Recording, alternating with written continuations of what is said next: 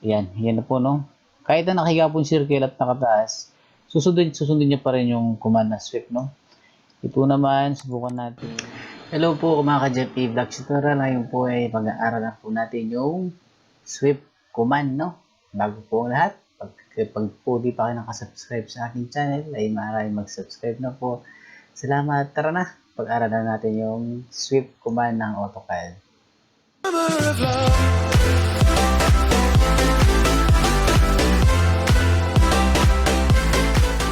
Hello po, tara na, pag-aaralan po natin yung Autocad sweep command, no?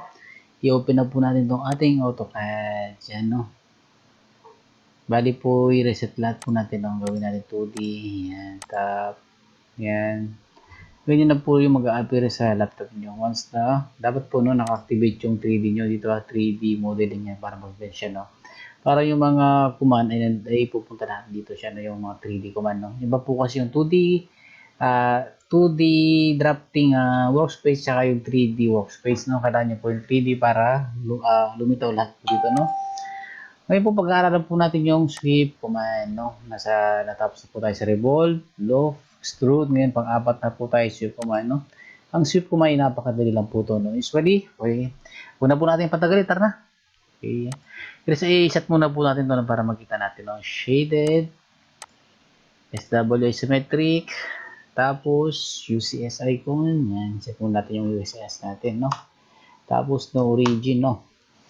Ngayon po, punta po tayo sa 3D polyline, no? Ganyan lang po siya, no? Yan. Example, gagawa tayo ng pipeline sa isang planta, no? Yan. Ngayon, tumaas siya. Tapos, nag-north siya. Bumaba siya. Tapos, nag-west ulit siya. Tumaas siya, no? Tapos nag-north, nag-west siya, no? Hanggang dito lang po siya, no? Gagawa tayo ng small circle, no? Yan. Yan, no? Okay lang po siya. Pwede po siyang ganito or papalitin nyo po yung ano niya, yung fish niya, no?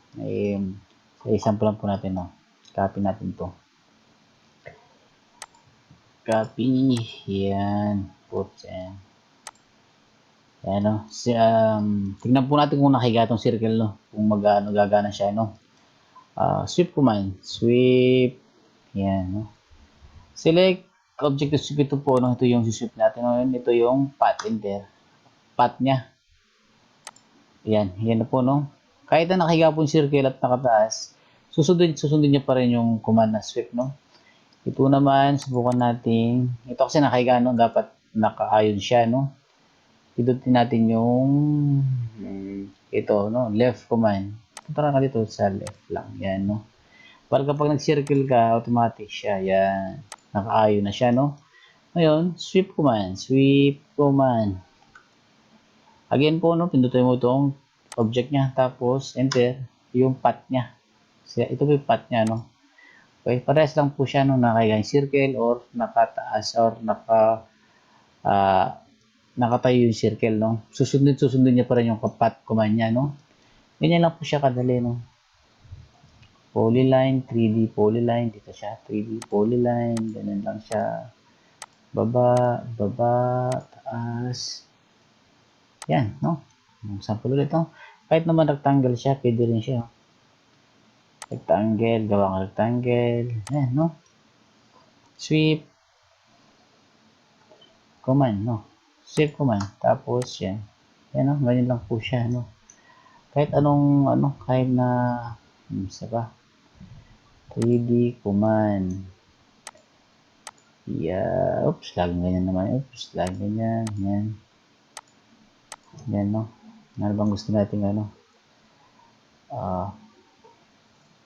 Let's say, sige, circle naman, no? Ganyan lang po siya, no? Madali lang yung sweep command. Sweep command. Oops, mali. Ito yung munang enter natin. Yung circle, no? Tapos enter.